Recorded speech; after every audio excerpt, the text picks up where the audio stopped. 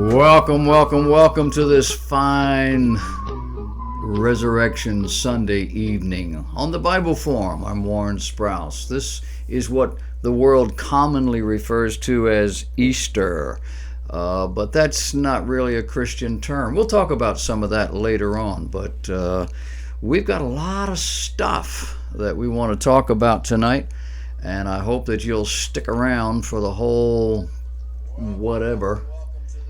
Oh, I'm telling you, I can see it now. It's going to be one of those nights. I couldn't tell where the music and the other stuff was. You probably couldn't hear it, but my monitor was not off. And so here I am talking, and it's feeding back to you. We got a lot of stuff to talk about here on this holiday weekend. We're going to talk a little bit about politics in the era of Trump. We're going to talk about the church in the latter days. We're going to talk about the Passion Week and the common misconceptions. That's a fairly lengthy system. It's a Bible lesson. And then we're going to look at the children. What about the children? The children just seem to be the ones that get caught up in all of this. I'm pleased here on this Easter Sunday evening to thank at least two new supporters who introduced themselves to me. These are folks that I didn't know were watching the program, paying attention. Some date all the way back to the days in Wilmington, North Carolina on the radio. And they decided that they would jump in, get their feet wet, and support the ministry. And we just dearly appreciate them. I'd like to give them a hug. How many of your friends and neighbors would you like to get that email from me thanking them for their generosity and for their willingness to be a part of this ministry? I always ask you'd be willing to share the email addresses of some folks you think might be interested. They don't like it, they can unsubscribe.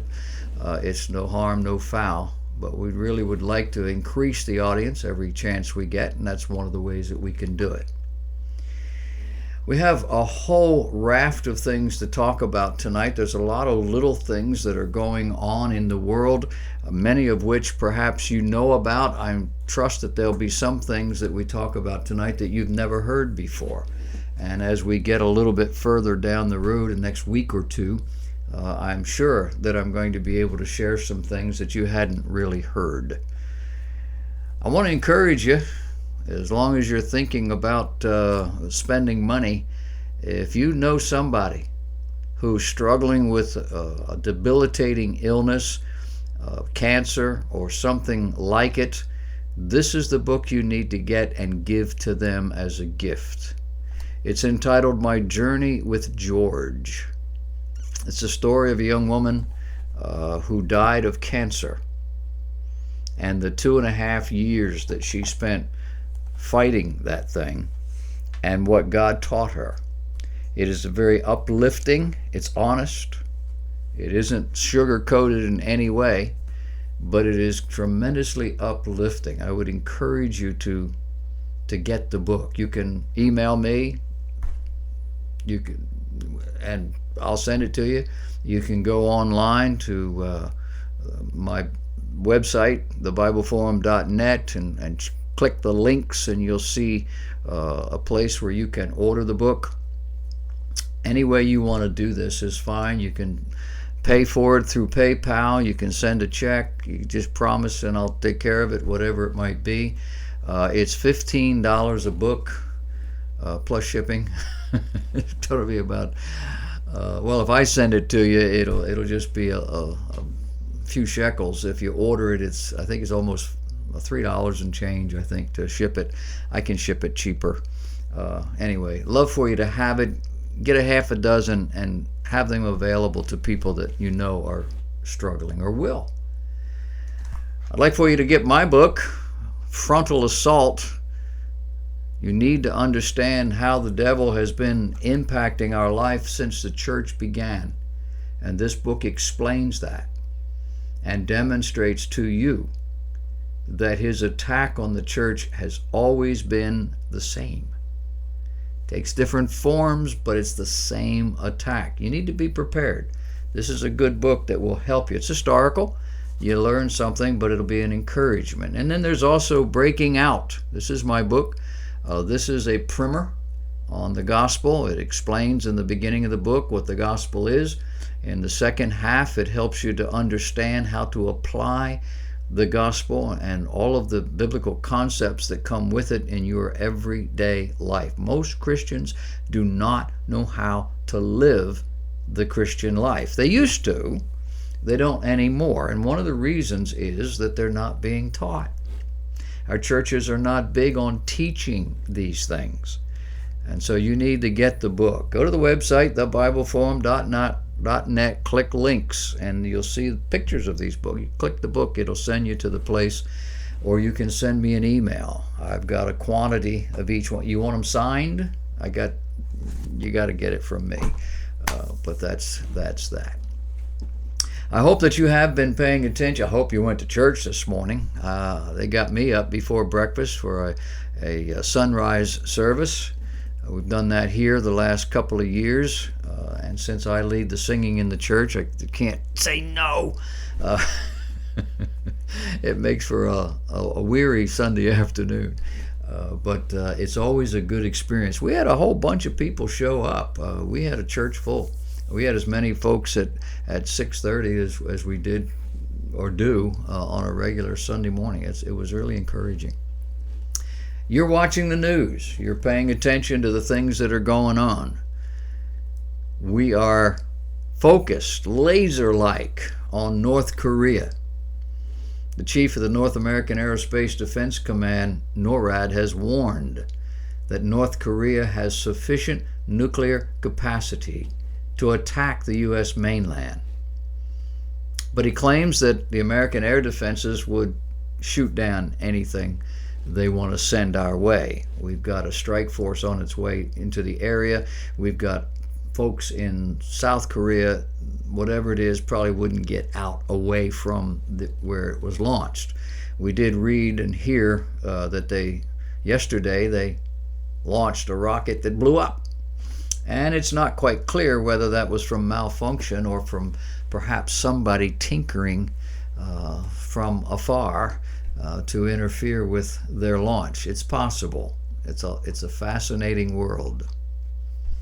I saw in the news this week a picture of a whole bunch of folks. I assume that they're Christians because they are talking about God and Bible verses and that sort of thing.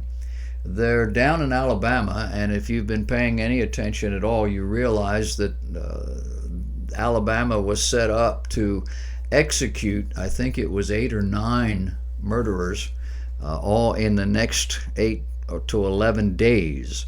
And the reason was that after the end of April, they were not going to be allowed to have the drug that they use to do this. The drug manufacturers don't really want to be a part of anything like this, so they keep saying, you can't use our drug for this. Well, these folks went to the streets to protest the execution of these convicted killers. And one of the pictures shows a person carrying a sign that declares, God said, thou shalt not kill. Now, to me, that is a classic illustration of the weakness and the lack in our churches today. Either that or it is pure ignorance. I prefer to think it's biblical ignorance, because nowhere in the Bible does it say, thou shalt not kill. We're going to talk about that a little bit later on. These folks want a more enlightened society, one that doesn't kill people. And God said don't do it, but he never did say that. We'll talk about it. We have Chick-fil-A back in the news. Chick-fil-A is in the business, apparently, of frightening college students all over the country. Duquesne University in Pittsburgh, Pennsylvania, invited Chick-fil-A to come in and be one of their vendors in their food court. But some of the students are not happy about that. Several students at this Catholic university have complained that the fried chicken restaurant, which has a reputation for being extremely kind and generous to customers, makes them feel unsafe. It's a horrible, horrible story. I'll have to tell it to you one day. Candace Marie Claiborne has worked for the U.S. State Department for the last several years under the Obama administration. She possesses a top secret security clearance, but it has come to light that she allegedly, has failed to report her contacts with Chinese foreign intelligence agents that provided her with thousands of dollars of gifts and benefits. What would you do with a person like that? Well, the Justice Department put it before a grand jury, and the grand jury found her guilty. We'll talk about that. In a middle school in Chatham, New Jersey, some of you don't know where Chatham, New Jersey is. It's in the north part. But a middle school is using a cartoon video to teach the 5 pillars of Islam to 7th grade students. And now 2 parents have obtained legal services to fight the school district, which has largely ignored their concerns. This in an environment where you can't read the Bible in school. The teacher definitely can't do it. And unless it's a very isolated thing, maybe a Bible club or something like that, you can't do this stuff. We used to pray the Lord's Prayer every day in school. Our teacher used to read to us from the Old Testament. That was to keep it all non-sectarian. And we're not allowed to do any of that. But apparently, we can teach the 5 pillars of Islam to 7th graders. The LGBT family propaganda that desires to normalize a destructive and anti-biblical perspective of marriage, family, and self-image onto our children is alive and well. We are getting it not only through our school systems, we're getting it through our sporting outfits, the NBA, the NFL, the NCAA. We're getting it from all sides, everywhere we turn. But the steady drumbeat is coming from what we call Hollywood. No, it's not the R-rated movies. It's children's cartoons, the animated movies, and some live-action movies as well. To be forewarned is to be forearmed as to what's going on with our children. We'll talk about this at some length later on. We do understand that our president is due to meet with the Palestinian Authority leader Abbas in the next weeks or so. But we have to ask ourselves the question, to what end? The Gaza Strip continues under Hamas control, and it is weakening Abbas's position. He's the PLO guy, or not PLO, but the Palestinian Authority guy. But he doesn't have authority over the Gaza Strip. Now, he's trying to mend fences with that faction in a way to consolidate their efforts, but he's not getting very far. The Palestinian Authority under Abbas continues to pay 60,000 former employees from the Gaza Strip to not work, to stay home. The only way he can be sure or have any assurance that they'll support him. And this currently amounts to $17 billion a year that the Palestinian Authority is pumping into the Gaza Strip's economy. Can you see a problem here? We're negotiating with Abbas. He's throwing $17 billion into the Gaza Strip. And so Abbas wants to mend fences with that crowd before Trump gets there. If you're not paying any attention, you need to know the world has sat up straight and is paying attention to our president and to our country. And the vast majority, except for our sworn enemies, the vast majority are cheering. They love it so. America has always been a leader, has always stood for right and good. What's Superman say? Something justice in the American way. We haven't done that for a while. And even going back the last 30 years, it's been off and on. But this president seems to be pushing all that back to the fore. We got word in the news this week, maybe it just went right by you, but a New York State Supreme Court justice was found dead along the shores of the Hudson River in New York. The first black woman to sit on the New York Supreme Court. The police are indicating at this point that there is no foul play, at least it does not appear to be. So what's the story? Well, the story in the papers, in the news, is that she may have been killed. Maybe even because she was black. There is the possibility that she died of natural causes. But here's the real story. The president of the New York State Bar Association said this woman, Abdus Salam, grew up poor in a family of 7 children in Washington, D.C., and, quote, rose to become one of the 7 judges in New York's highest court, where her intellect, judicial temperament, and wisdom earned her wide respect. And so the question becomes, can you name another country where this is a recurring theme? Rush Limbaugh, back in August, had a fairly lengthy speech, I don't know how he would word it, explaining the liberal, progressive, Democrat mindset. It is an amazing document. It is fascinating. You'll love it. We'll talk about that later on. He is equating the progressive movement with Sharia law.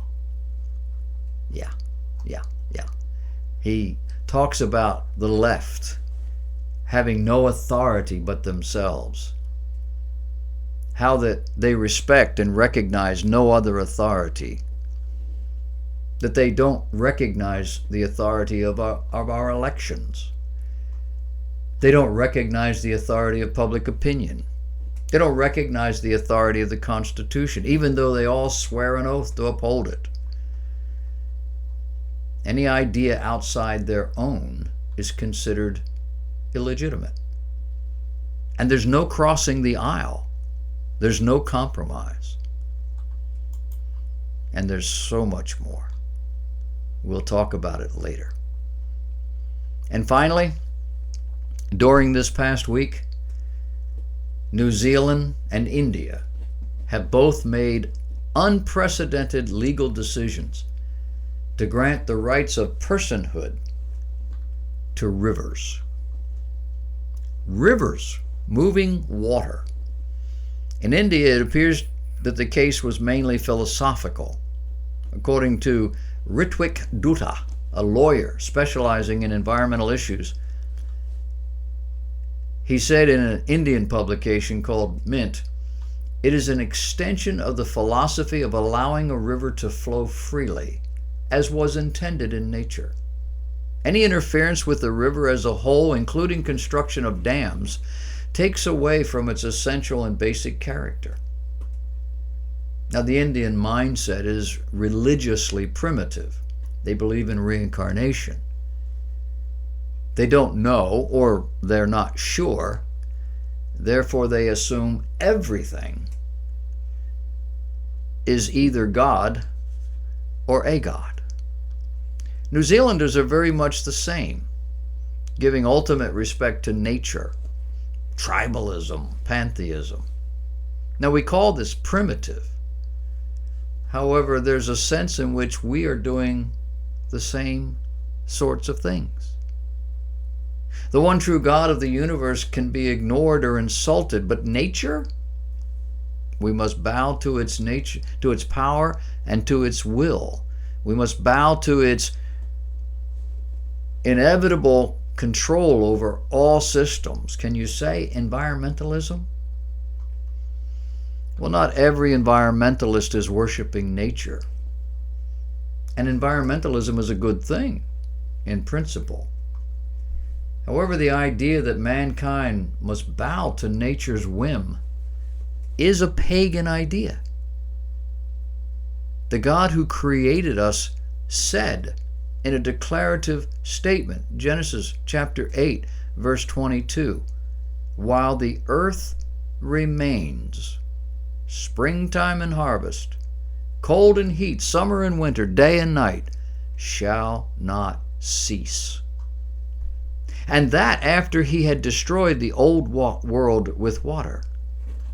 But now in what was left, what was there afterward, he said, go, be fruitful, and multiply. Every moving thing that liveth shall be meat, shall be food for you. Even as the green herb have I given you all things. Now that was a departure. There were certain things they were never supposed to eat, and animals weren't high on the list of food groups. But now it's wide open. Of course, we should be careful not to simply go about destroying things. And we do. We rotate our crops. We replant trees. You come down here to North South Carolina and you drive along a country road and you see the pine trees, and they're all in nice, neat rows. That ain't natural. We employ animal husbandry.